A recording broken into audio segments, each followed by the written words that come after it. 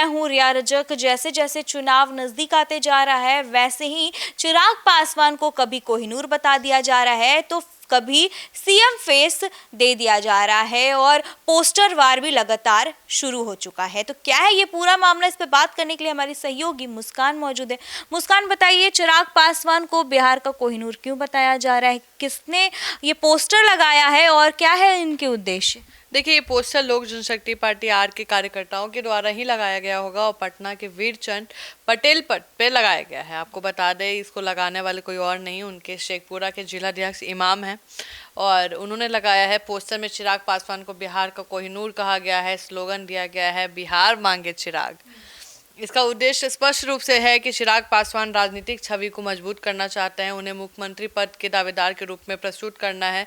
साथ ही यह एनडीए, आप समझ आइए कि एनडीए के भीतर ज़्यादा सीटों की मांग का दबाव बनाने के लिए ये किया जा रहा है। जी, किस जगह पे ये पोस्टर लगाए गए हैं और इसके महत्व क्या है?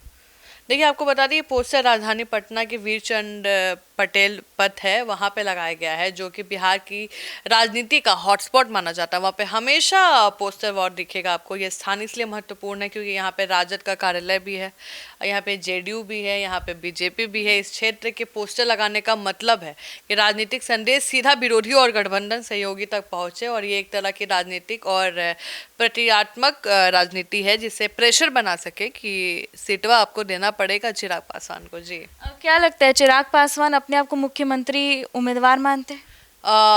ओपनली नहीं, लेकिन अंदर से तो हाँ। देखिए, फिलहाल चिराग पासवान ने स्वयं को मुख्यमंत्री पद का दावेदार नहीं बताया है, लेकिन उन्होंने पहले भी सार्वजनिक रूप से कहा है कि एनडीए नीतीश कुमार के नेतृत्व में विधानसभा चुनाव लड़ेगा। हालांकि इस तरह के पोस्टर और पार्टी कार्यकर्ताओं की गतिविधियों ये संकेत दे रही है जरूर कि पार्टी के अंदर उन्हें बड़े चेहरे के रूप में प्रोजेक्ट करने की कोशिश कर रही है और यह भी संकेत हो सकता है कि चिराग खुद को अगर चाहे तो चुनाव लड़ सकते हैं। और जैसा कि उन्होंने बयान में भी कहा था, आपको बता दें कि अगर पार्टी कहेगी तो मैं विधानसभा चुनाव भी लड़ूंगा, जबकि वो सांसद है। तो अब देखिए, ये ऑल पॉलिटिकल प्रेशर है। चिराग पासवान, देखिए, कौन सीएम नहीं बनना चाहता है? आप नहीं चाहेंगे कि हम बड़े जर्नलिस्ट बन जाए, कोई भी चाहेगा।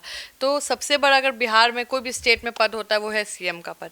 तो चिराग पासवान की नज़रें उस पर टिकी हुई है, लेकिन अभी एनडीए के साथ है तो कुछ rules regulation code of conduct है तो हम नहीं कर रहे हैं। लेकिन चिराग पासवान अगले 5 साल के बाद तो इसकी गूंज आपको बहुत सुनेगी। इस पोस्टर के पीछे का उद्देश्य क्या हो सकता है? देखिए, रामविलास का जो उद्देश्य रहा है स्टार्टिंग से, वो राजनीति में अलग रहा है। चिराग पासवान का काम करने का तरीका अलग रहा है। और पोस्टर के पीछे की बात करें तो राजनीतिक उद्देश्य ही है कि गठबंधन में अपनी ताकत दिखाना, पार्टी को संदेश देना चाहती है कि उनको हल्के में ना लिया जाए। 20 सीटों की जो नंबर उनके लिए आ रही है वो उसमें तो रेडी नहीं होने वाले हैं। ज़्यादा सीटों के लिए दबाव बनाना, एनडीए में सीट शेयरिंग को लेकर आपको पता है कि वार जारी है। अरुण भारती बोलते हैं कि हम अकेले भी चुनाव, हमारी पार्टी लड़ेगी तो इतना प्रतिशत आएगा। चिराग पासवान की लोकप्रियता कहीं ना कहीं हम लोग नज़रअंदाज नहीं कर सकते हैं। तो पार्टी ये दिखाना चाहती है कि चिराग को मुख्यमंत्री के रूप में हम भी देखना चाहते हैं और भविष्य में भूमिका तय करना है। तो यह भी संभव है कि पार्टी चिराग की नेतृत्व क्षमता को आगे बढ़ाकर भविष्य की सियासी जमीन तैयार कर रही हो। जी, क्या 2020 के चुनाव में लोजपा का रुख एनडीए के खिलाफ है? देखिए, 2020 के बिहार विधानसभा चुनाव की बात करें तो सीट बंटवारे में आपको पता है नाराज होकर एनडीए से अलग हो गए थे।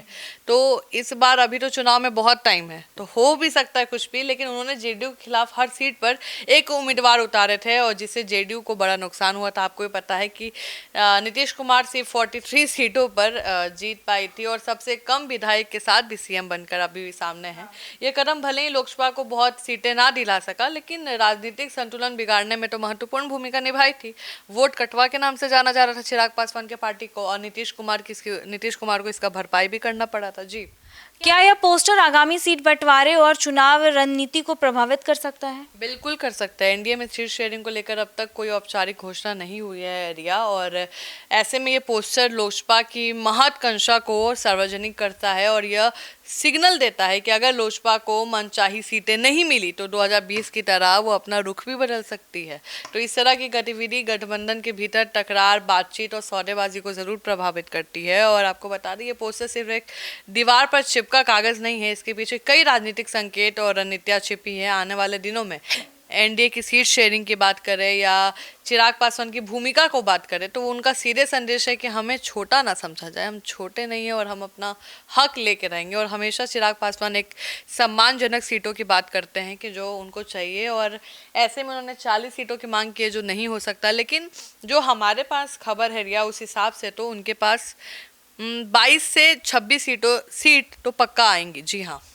तो जैसा कि आप सुन रहे थे कि बिहार मांगे चिराग पासवान, तो अब देखना होगा कि आने वाले चुनाव में चिराग पासवान को उनकी पसंद की सीट मिल पाती है या नहीं, वो तो देखने वाली बात होगी। तो फिलहाल इस डिबेट में इतना ही। बने रहिए हमारे साथ, देखते रहिए सिटी पोस्ट लाइव। तब तक के लिए धन्यवाद।